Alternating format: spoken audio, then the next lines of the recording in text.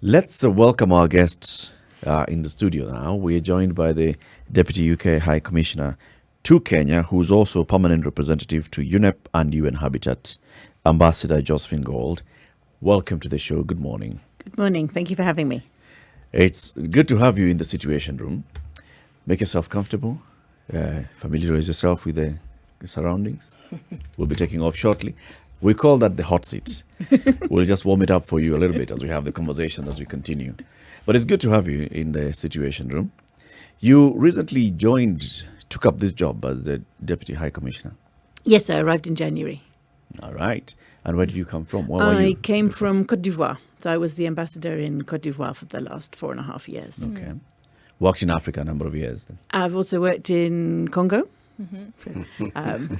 Listening to your proverb, they do have a very big river there, so you can see where they're coming from, and Nigeria, and quite a lot more in West Africa.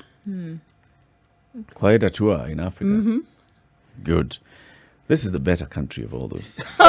It wouldn't be diplomatic to judge. It would not, and I know why he's saying this, because I am Nigerian. So he here is, it was at me that he was doing that. But don't worry, we'll deal with that later. So this is, in fact, the West African side of the table. Voila. That's not a very diplomatic thing to say. Taking sides, So a number of things that are happening between Kenya and UK. I mean, the relations between Kenya and the UK are well known. The cooperation and support that we give one another is also well known. There's something that you recently announced as the UK High Commission, the UK government, in terms of the support given to the Kenyan government through Camry in response to COVID-19. You could just tell us about that. Yes, absolutely. So last Thursday, we announced that we'd be able to start a program which we're calling the New Variant Genomic Sequencing Platform, which is not a very catchy name. But the aim of that is to provide some capacity building, extra equipment, training, and quite a lot of, sort of technical assistance to help Camry do more of the genomic sequencing. And that's important with COVID because it can help identify when there are new variants emerging and new varieties which might need a different kind of treatment or different kind of preventive measures.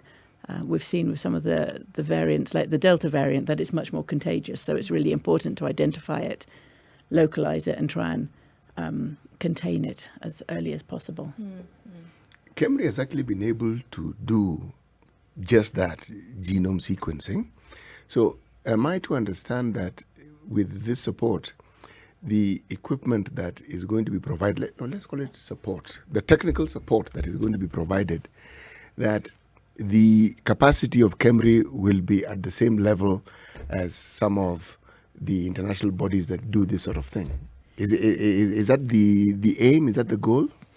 So yeah, as you say, Camry has been doing this since the beginning. I think they've been doing a lot. So the aim is to ensure that they can process more, they can sequence more samples. Essentially increase their capacity. Increase their capacity, and also ensure that they're doing it in across Kisumu, Nairobi, and at the coast. So then you get a much better overall picture. So it's kind of volume, speed, and spread. See, I asked this because, one, there is a Camry Center in Kilifi. It's known by its name, Welcome Trust. Yes. Now, it's a big center. It's a very well-established center. It's a center that has been responsible for very many positive things in the country, increasing the capacity of knowledge and ensuring that people get a postgraduate education, and also just the research capacity. So that has been in existence. Now, having this as a background, are we then again saying that the capacity that's going to increase are you going to, when you work with Camry, you know that Camry has other partners. Camry has CDC as a partner. Camry has JICA as a partner. So are we saying that it will include these partners in the work that, or in this capacity building that you're going to do? I think that'll be for Camry to organise. They'll organise how they work. We're all in this together. The whole COVID pandemic has been such a global experience. So, I mean, some of it is on a very practical basis, just providing extra reagents which can just help them sort of physically process this the whole process. thing. Yeah, so it's providing the supplies as well, because I mean there's a lot of consumables that get used up in this process. So I think we sat down with Camry and had a discussion saying what help would they like. So we sort of showed them the menu of what we could provide. They looked at what they would need, and then so it's very much been driven by what Camry says would be most useful to them. Okay. So this partnership is working with Public Health England, and the extension of the support. So how does Public Health England come into this? Are we talking about supplying equipment? Is it expertise? Is it sharing of information? Is it sending some samples to the UK? What does it actually entail practically? Yeah, a mixture of things. So Public Health England is the sort of the agency in the UK which is leading on our sequencing in the UK. So as I was saying, that they've had these conversations with Camry, looking at where there is a kind of marriage of whether it's exchange of information, skill sharing, providing bits of supplies, whether they're going to be having meetings about methodologies, looking at new equipment that might be required. So it's going to be over a period of time. It's starting now, and we'll see how it evolves. But it's very much that the aim is for it to be driven by what Camry says is going to be useful. Okay. So we're not saying what Camry needs. Camry are telling us what they need, and we're matching that where we can. Okay. Is this a model? I mean, and just the last thing that you said in terms of making sure the needs and the wants are what comes out in terms of what should be used, as opposed to maybe previously previous practice where it was that we, of course, with the support, then are saying you must operate in this manner. Now you're telling us what your needs are. Is this a model that can go forward and say we can actually use this in the future? I would hope so. I mean, I don't know if that's going to, how that fits on a wider trajectory, but certainly I think, particularly around the whole COVID pandemic, we've all been learning together. Yes. So, it's new for all of us, and everyone's sort of priorities about how they can tackle it, what angle, whether it's sort of the economic, the health, there's a lot of balancing acts in that. So I think it does force all partners to listen to each other, to try and decide what's the right order of priorities to address issues. The way the issue of COVID is being looked at, especially when you look at it from the vaccine side, is that there's a clear divide in the world. There's those that have and those that don't have. And the haves are accused of hoarding the vaccines, are accused of hoarding the science and the knowledge, are accused of not wanting to share with the have-nots. And when they want to share with the have-nots, it's with the implicit knowledge that they want to get something out of it. It's for their own benefit. So do you get that kind of pushback, for example, from just the vibe around when the UK, for example, says, so we're extending our support to this country and the other, or we're extending our cooperation with this country or the other, and then people are asking you, but you're not giving us the vaccines. That's what we need right now. You're not giving us what we need. What we need today is vaccines, and we are not able to access the vaccines because countries such as yourselves have taken up all the vaccines in the world. Yeah, no, but I mean, I think so. The vaccine development has been amazing for COVID. I mean, usually these things take years and years and years, Yes. and it's happened really fast. And that, I mean, the UK again worked with Kenya and the Wellcome Trust quite specifically on part of the kind of research and development of the vaccine. And the other thing I think which has been quite important and will become increasingly important is the establishment of COVAX. So that, I mean, the UK was quite a big driver behind that and a kind of early funder. So the vaccines which are getting out there, I think in a lot of the developing world are coming through COVAX. So that's I think a great facility. It has been a real challenge, obviously, with the supply issue. I was having a conversation with someone from the WHO. They were explaining that one of the big issues is licensing the manufacturing facilities. So there's a big old process that has to be gone through to make sure that everyone is manufacturing vaccines to the right standards, that they've got the right equipment, and everything. So that process takes quite a few months. And so I think we're going to see lots more production come online in the next few months. And hopefully we'll see that all unlocking, and then COVAX will really be able to sort of perform to the full strength. And the President Kenyatta has made a commitment to really push out the vaccines fast in Kenya, through the rest of this year. So hopefully we're going to start seeing that, that spread of the vaccines around the world. Therein, Your Excellency, lies the problem.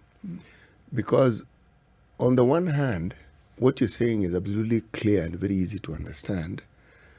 But when you talk about capacity, we're looking at the AstraZeneca vaccine, for instance. UK. It's a UK product, but it's also being produced in India. All that is good. And India has a far bigger capacity for producing the vaccine. But suddenly we find that if you've been vaccinated with the AstraZeneca vaccine from India, suddenly that particular vaccine isn't being given the same weight as the vaccine that is being produced in the UK when it comes to travel. Now, I understand this is just politics that is being played, but you see, it then dampens that whole spirit of expanding production and making the possibility of other countries being able to produce the vaccine. That whole process now becomes a bit wanting. You ask, why would we go into all these problems when it solves, yes, one problem, but it doesn't really solve, it doesn't provide the universality that a vaccine is supposed to provide. No, I couldn't agree more. That is a sort of the specific issue is an EU one, and now we're out of the EU. So, but I mean, as it's why I asked the question, because I knew you're out of the EU and you can speak a little more bluntly on the subject. Yes, they're still our friends and neighbours, though. So, but there's no. I mean, from what I've understood of this, and it's mostly been reading it in the media, as you will have done, that there does seem to be it's an administrative issue because the EU. When they announced the vaccines that they were going to be recognising for their travel, they just were looking internally. So they were looking primarily at travel between EU countries, first and foremost. And so they looked at the vaccines which had been used in the EU.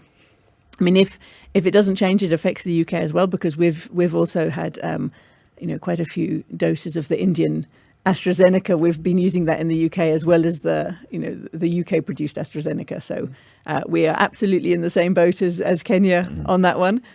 So we're very keen for that to be addressed. But no, it's one vaccine. It's the same vaccine. So different.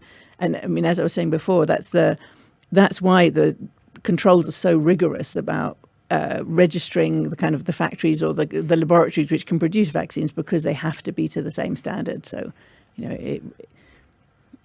certainly my assumption, I'm not a scientist, but is that it's the same vaccine.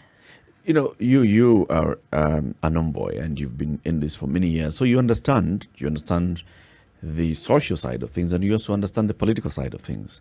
Now, if you look at that, at the push by the EU saying, I mean, we recognize this particular vaccine produced in this country, versus the push by the rest of the world in saying, allow the patents so that other people can produce. And then there's a push by the developing countries. For example, the president of Uganda has come out strongly to say, you know what, we want to pack our own vaccine here. The president of Kenya has also said we want to build our own capacity so that we can do our own vaccines from this country. Are you seeing some interconnection here between the geopolitics and business and protectionism? Maybe, but but I think the whole discussion about producing, more vaccines in Africa is really great. But again, this is another thing a lesson that we've learned from COVID altogether, that the supply chains that we've been relying on, this kind of just-in-time supply chains, they broke down really quickly when international shipping was disrupted, when flight networks were disrupted. So I think that's really had a big impact on how people look at some of the kind of big economic questions and what's sustainable and what things are essential that you need to be able to have more dependable supply or be able to control your own supply issues. So it is really interesting. I think what also, the other big factor is how to ensure that these are economically viable. So intra-African trade and things like the African Continental Free Trade Agreement are going to be really important for that, because if you're going to have a big factory or a big laboratory, you've got to be able to have the markets to sell it to, whether it's through the UN vaccination programs or otherwise. So it doesn't feel like sort of viable necessarily for every single country to have their own production, but working that out and working out how to have develop that science capacity in countries is great. Yeah, as you say that, I think also we cannot ignore the element of control that comes in a lot of these. Like we've seen economic control of the globe, for example, and this is it's played out.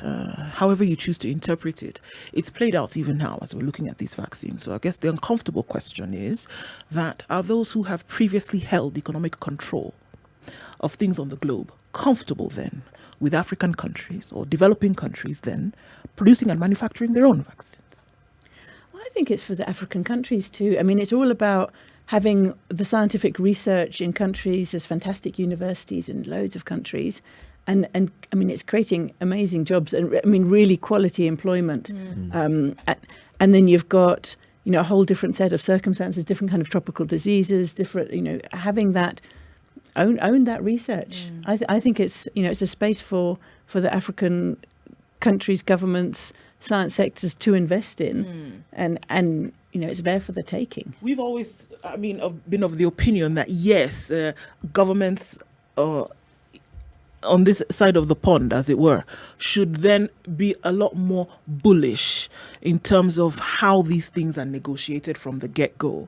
To say that, we're not standing on the outside and looking at what's going on inside, but we actually want to be part of the action, making the decision. And I guess that's where my previous question came from, is that it's always been that way, that we are delivered what to use or what to think.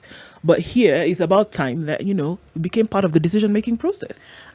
I mean, I think a lot of this comes down to government policy. So, drawing on my sort of West African experience, the private sector is ready to step in. We had lots and lots of companies were always wanting to come and invest.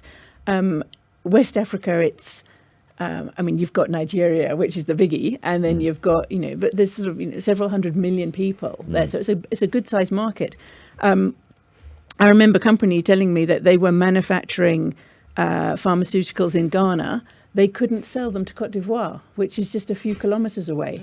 They had to export it to France and then re-import it from France and that was because of legislation, rules. So that's where government has loads of scope and potential to change things, looking at what are the restrictions in place, or what are the barriers to prevent the private sector coming in and investing in, building these laboratories, creating these science research jobs? Because I think the interest is there, but there are reasons why, whether it's the cost of power, whether it's looking at the kind of tax regimes. Yeah. But what is it that would make governments have such policies? For example, you don't have the capacity to produce whatever is being produced in a neighboring country, and you know that you'd benefit greatly if you imported directly from the neighboring country. But why still hold on to these policies that are protecting nothing that exists in your country, really? There you have to ask the government. I think it's, there's always so many things to do, and some of these sort of legislative changes, and particularly around kind of big policies, it's a long process. So it's quite, and as a politician, you're working on a kind of 4 or 5 year cycle, and sometimes you have to be, it's quite a long planning, and you have to have sort of the industrial or the these scientific development strategies over a sort of 10, 15 year period, because you've got to be making sure that the universities are producing the graduates who are going to fill those jobs. But I think maybe now that's something that people are, it's more pertinent. People have seen the importance of being able to do that. They can see that. Do you think what Ndu was alluding to earlier, the fact that yes, you are an independent republic, but then you also still have some appendages to some Western power, some former colonial master. Do you think that is also affecting the change in policy and legislation in some of these countries? So, for example, why would it be easier to import from France and not from your neighbor and your Cote d'Ivoire?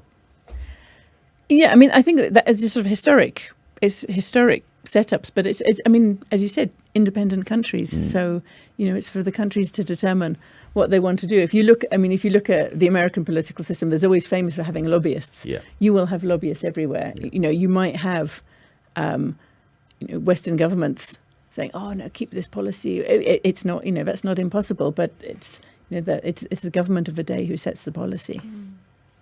Your Excellency, you actually are very right, because if you look at the interest that, say, African countries have in research, that's the telling sign. For instance, 0.8% of our GDP is what our government allocates for research.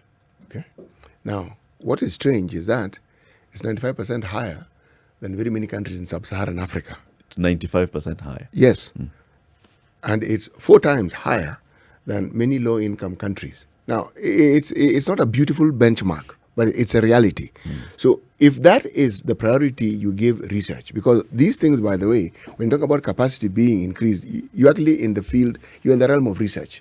So if that is the interest that the governments take, their own funds are not available for research in their own country to benefit them, then what are we saying? Are we saying that they'd rather go with the narrative of looking for people to blame for the situation that they're in, and looking for people who they believe ought to give them these things that they ought to actually get for themselves and for their citizenry? This is the reality of our situation. So, yes, our governments don't take these things too seriously. I mean, the governments have every government in the world has so many competing demands. So it's it's always a juggle to work out. You put it beautifully and so diplomatic. So I don't have the burden of diplomacy as you do. So I can say it. Our governments do not take these things seriously. What they take seriously is increasing their capacity to beg. It's just looking at how much of a begging bowl. This one isn't big enough. How can we expand this bowl so instead that of we can thinking beg? of how you can build your own capacity? Yes, you just build your own bowl, for heaven's sake, for your own need. Build this capacity for begging. Make it bigger. That seems to be the priority that many of our leaders on this continent have. And like the ambassador was saying, become truly independent. Yes. If you're independent, be independent indeed. Right? Oh, yes. You see, you're talking about independent. Again, selective. They will leave out the indie and just focus on the dependent. Yes. Kenya's biggest conversation continues. In the room, we have Eric Latif, Nduoko, C.T. Muga, and Ambassador Josephine Gauld. She's the Deputy High Commissioner of the UK to Kenya, and also permanent representative to UNEP and UN Habitat. We're talking about Kenya-UK cooperation. Ambassador, when finally it happened that Brexit has actually taken place after very many starts and stops, which is a case study, which will be done later. However, when it finally happened, we saw, for example, our president going to the UK with a delegation and looking at, so what opportunities would there be for cooperation and direct dealings between Kenya and the UK?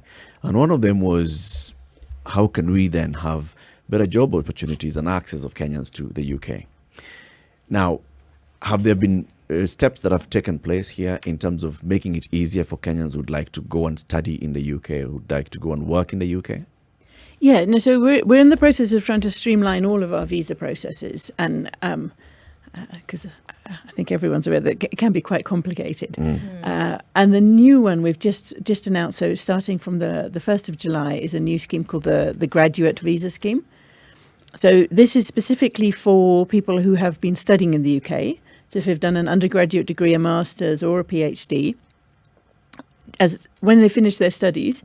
Whilst they're still in the UK, they can apply for a graduate visa, and that will give them an additional 2 years if they've done an undergrad or a master's, or they can apply for 3 years if they've done a PhD, and that enables them to stay on and work. And what's nice about it, what's a bit different, is that they don't need a sponsor. So usually if you're doing a work visa, you need an employer to be supporting your application. But this one, it's just on the basis of having graduated from your studies. You can then stay on, start looking for work. You can do any kind of job during that period. So people can stay just to have, spend a bit of extra time, or they can start doing their kind of professional development, looking for, starting their career, looking for the right kind of job to follow their studies. What's the thinking behind this? A lot of it, we we realise a lot of people want to stay on. I mean, my personal perspective is on the UK jobs market is that, having lived in lots of countries, getting a job in the UK is relatively straightforward. In that it's quite a transparent process. You can apply, we've got very flexible, you can have temporary jobs, you can have sort of paid internships. So it's a really, I think lots of students, we've always wanted to welcome lots of international students to the UK, but lots of them, they finish their studies, they go back home, and they struggle to get that first job, because if your CV hasn't got professional experience as well as good academic experience, it can be really hard to get your foot in the door. So it's a really good way of just giving that, offering a bit more. So it makes, I think from our self-interested side, it makes studying in the UK a little bit more attractive as well, because it gives you, that additional bit. We're interested in having some of these young graduates work as well. I mean, it's a great sort of addition to the labour force. And I think there was just a real demand for it. Has Brexit changed the human resource factor in the UK? It has. And the other thing it means is that all of the international students are being treated the same. So if you're an American student, a Kenyan student, a German student, you can apply for this graduate visa scheme, but there's no sort of privileged access for European students compared to say a Kenyan student. You see why I ask, and why I'm thinking of the job market is, with the EU, anyone who was in the EU had a certain ease with which they could actually get employment and enjoy the facilities of this one Europe. Now, once Britain moved away from Brexit, I believe that particular access ceased, if I'm not wrong. Yeah, so we don't have that same, Yes. freedom of movement, right to work in each other's This is what I countries. want to understand. So does it mean that people who are European and who worked in the UK, did they then have to leave the UK to go back wherever they came from? How did this work out? No, anyone who was there and who wanted to stay could just apply to stay. So that has been a fairly straightforward process. So they can... So that was, they just had to submit a request to stay. Anyone wanting to come now, they can still travel, but if they want to settle or to work, they would need to apply. Like everybody else. Yes, yes. Okay. So the graduate visa scheme, does it allow you to apply for work while you're still studying, or must you graduate first? So you need to graduate, because the institution where you were studying needs to confirm that you have completed your studies. Okay. So that's the key bit, and you need to apply whilst you're still in the UK. So usually it's in the sort of summer period or so after you graduate, and then you have and then you can start your 2 years. If during that time you find a job and you want to stay on, and your employer wants to keep you, then you can apply to have a sort of skilled worker visa to extend it. But the actual graduate one, it's completely open in terms of whatever work you do, and it's just the applicant is applying for it without an employer backing them up. There's always the issue of or rather the diversity factor that comes in. I mean, it does great for a country whereby you're able to educate people from around the globe. How far does this play in this? In as much as we're saying, okay, fine, educating people from different parts of the world, but in terms of the diversity factor, to say then that the UK then has been able to train a number of people from around the world. How far does this play? I think it works both ways. So I think there's a really interesting cultural exchange which comes about through this. So for students who are staying on to work in the UK, they're getting a whole experience of a particular kind of working environment, for better or for worse, which they can then, if they come home again, and they can then apply that, giving a different perspective. And we're also benefiting from having those different perspectives, different cultures, different approaches to work. So it does create a really interesting sort of, you avoid groupthink, way to avoid groupthink. And then what we always love is the fact that you have lots of alumni from the UK universities. You find them all around the world. I mean, that's a kind of a great network, and then you have this sort of international resource of people who can researching together, working together. I've always admired the ingenuity that was behind the forming of the Commonwealth. Here you are, you have a country that colonized other countries. They get their independence, but they're able to maintain a favored relationship with them. It takes some thinking and some doing. So that even if there was rancor, even if there was ill will, somehow over time that manages to dissipate. And you become a trusted ally, as opposed to being considered a foe who meted a lot of ill in the country. There's a reason why I'm giving this background. See, I am thinking of how support such as the one we started off with helps forge that very useful symbiotic relationship that countries can have. But now my question. When I look at not just Kenya, but the Horn of Africa, okay, and I look at the positioning of Kenya, I look at the sort of pressure that the US, for instance, has always put on the assistance that they give to other countries, and let me, for lack of a better expression, they've moralized that assistance, okay? Does the UK also subscribe to that particular norm? Well, we had a sort of International Development Act some years ago. So when Claire Short and Gordon Brown, I think they were the real instigators of it many years ago. And part of the principle of that was to make sure that aid was untied. You know, it was all, and really focusing on, at the time it was the Millennium Development Goals.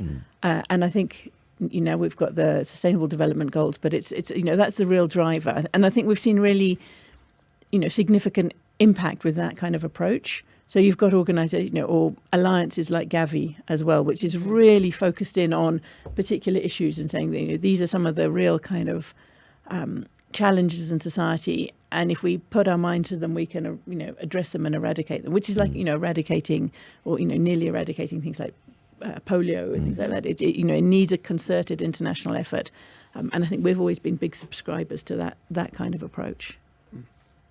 You see why I mention it is because one of the discussions that is actually taking place, whether it's the G8, G7, G20, has been the incursion and the very fast marching forward that China has made specifically on this particular continent. And the discussion has always been around the aid that the Chinese give. It's unfettered.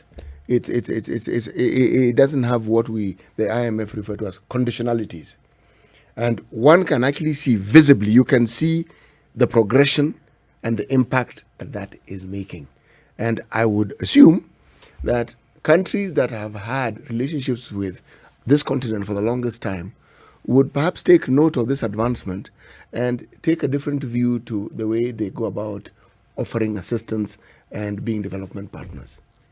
Well, I think every country's got a very, we've got different structures, different approaches, and different sort of specialities. I think across Africa we see a lot of huge infrastructure projects, and it's lots of Chinese firms which are delivering them. That's what they're really strong at. I mean, the UK, we do some big construction projects, but it's we would struggle to compete with China on some of those. But where we would our sort of specialisms would be more like in some of the sort of engineering dimensions or some of the kind of technical aspects. And I think again, it's where it's governments, designing the sort of development strategy for their own country. They can pick and mix who is the partner they want to work with for different aspects.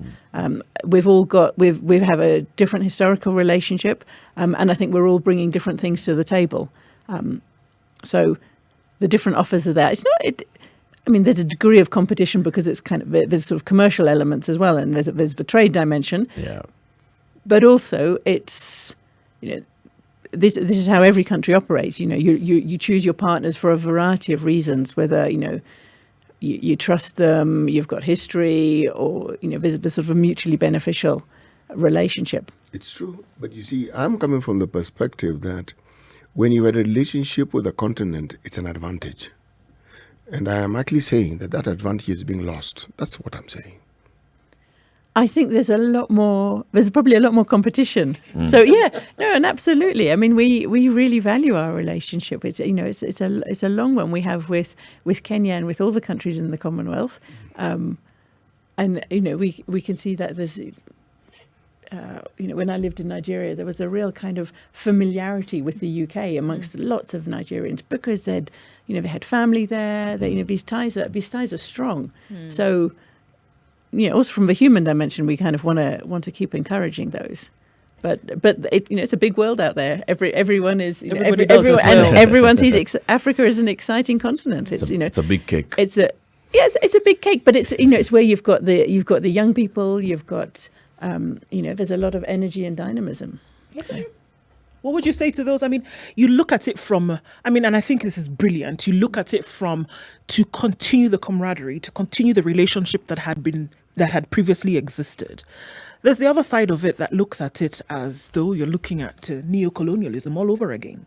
That to say, okay, well, where we had resources in the early part of the century, today we have another kind of resource in human beings, the young people that you're talking about. So somebody may look at it in a totally different light and say, well, it's just what happened, in the early 1900s happening again.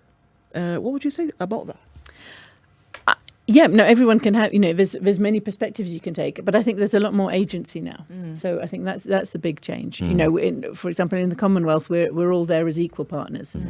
So it's the relationships are very different. So I would like to think that there's a choice being exercised.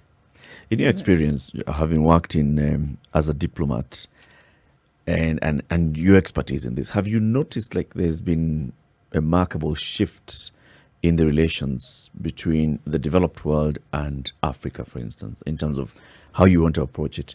There's a time when it was all, gang-ho, we're coming in, we're telling you what to do. There's a time when it was all, okay, we'd like you to think about doing things this way so that we can support you. Is that changing? I think it changes all the time, and it's a little bit, sometimes it's hard in the moment to see how it's changing. I mean, if you step back, you had all the kind of structural adjustment programs, you had sort of industrialization strategies, it keeps evolving. Not sure where we are at the moment.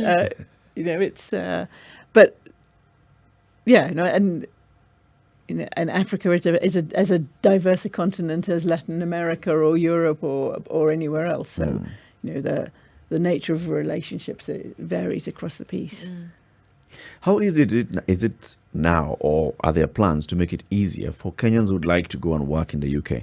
There's also this talk, again, during the president's visit, about making it much easier for Kenyans who are skilled technically to be able to access job employment opportunities in the UK. Is it easier? Is it getting easier? Is it going to get easier? I think it will get easier because we're trying to introduce a kind of points-based system, which a lot of other countries use already. So it's quite clear. And as someone who wants to apply to go and work for a period in the UK, they can see up front whether they've got the necessary, whether it's a question of qualifications, there'll be a whole series of things. So, and we've lifted some of the caps as well. I think there used to be a cap on the number of skilled work, or people who could apply via the skilled worker route, and that's been lifted.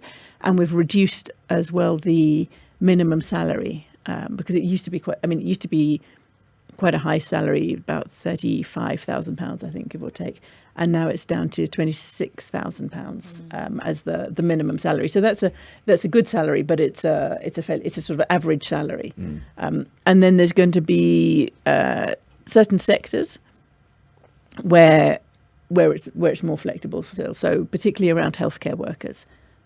So that's the sort of a big area where there's going to be a lot.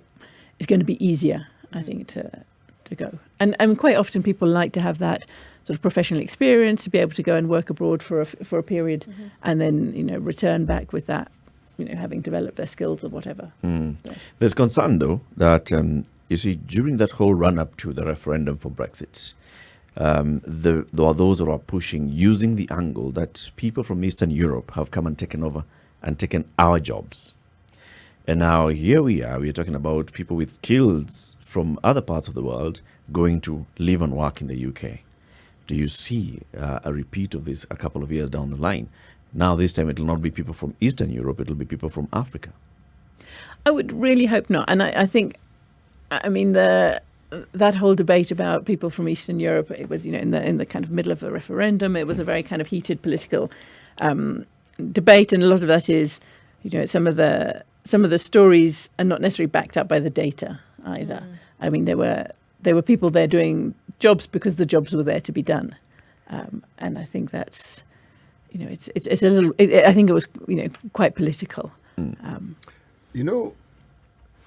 UK is out of Brexit, out of EU, and Africa is trying to get its trade set up organized. There's the Africa Free Trade area. That whole discussion, and there's a push for it by the AU. Okay, now our president has gone to the UK. He's going to the UK again, isn't he? He is. Yes, but I'm sure even before going, there are talks that are ongoing. See, this is the benefit of having long relations with someone. You can always pick up where you last left and continue chatting. But how will, well, maybe it's a long question, but I'm going to ask it anyway. The Africa Free Trade Area presents itself to be the vehicle that would benefit the African countries that are part of it a great deal, because it gives them the power of numbers when it comes to negotiating trade deals, as opposed to an individual country negotiating. Okay. The UK's position on this. We are very supportive of the Continental Free Trade Agreement, so we have opted out of the EU one, but I mean, that's not because we, there's a whole host of reasons. I'm sure you all followed that, the referendum and that discussion. So, but, we are big supporters of global trade and maximising, obviously we've always been a trading nation. So I think we see the big advantages, but also for more One could also, might actually argue that you more or less invented global trade. Well, amongst others, we were, the Netherlands was also big on that too, but it was... Yes. So I mean, intra-African trade, again, we were talking about with the kind of, pharmaceutical industries, just increasing the size of some of those markets, giving potential for sort of bigger expansion. So I think, that we are big supporters of the concept. But to what extent? I mean, from the UK experience, to what extent would you support that? Is it through an entire confederation? Like, there's been talk within the East African community of making it, a free trade, making it a one people, making it, common currency, even having a political federation. Would it be, looking with the UK's experience, would it be a way to go? I mean, these are real questions for each bloc. So, West Africa, again, you've got ECOWAS, you've got the UEMOA, which is there's 8 countries have got a common currency of the Francophone ones. There's a lot more integration in West Africa. Between, you've got the free movement of, people. So any West African can go and work in any one of the 15 member states. So there are African experiences, I think, of these, of working together more closely. Each of the regional economic blocs has a slightly different take on things. Yeah. I mean, those are the biggies. Those are the big questions. That's that's a lot of the arguments around Everybody Brexit. Learns, takes your own lesson, and you move with it. Yeah, and you've got to go as far as you're comfortable with, and it's a process. Yeah. Ambassador Gauld, we have 5 minutes to the end of the show today, end of our interview. Tell us about this deal between Kenya and the UK in terms of education. The president will be meeting with your prime minister. A couple of months back, we saw them having a video conference with our president in a school and your prime minister in a school. What's this all about?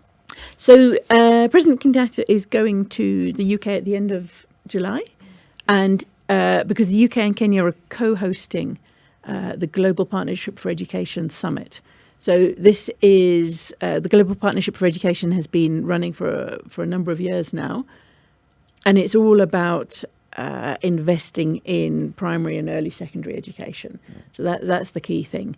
And so Kenya and the UK have been working on this together, and we are trying now to raise an additional $5 billion to sort of to replenish this fund. Kenya is sort of both a beneficiary of the program.